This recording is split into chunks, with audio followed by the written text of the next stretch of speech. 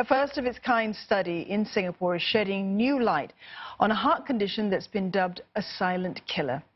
Atrial fibrillation is the most common form of irregular heartbeat and also the underlying reason behind unexplained strokes. Now, doctors can identify it before a second stroke with the help of a device smaller than your index finger. Cheryl Go explains. 65-year-old Ng Kok Sing has had a heart-stopping experience, literally. In November 2016, the recovered stroke patient's heart stopped beating for 6 seconds. But he didn't even notice and carried on with his daily activities. How did Mr. Ng stay alive to tell his story?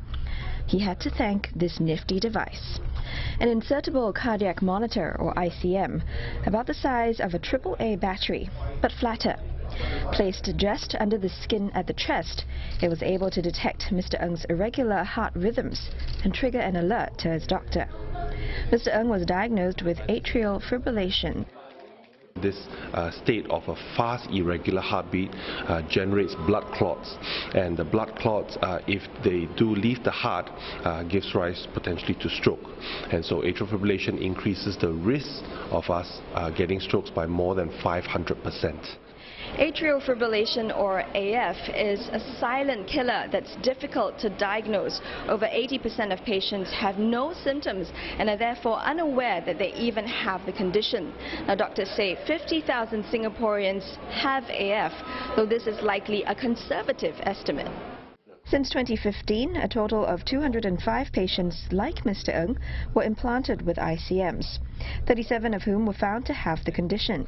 These are patients who would otherwise have gone undetected, and they might have had another stroke that could have been prevented.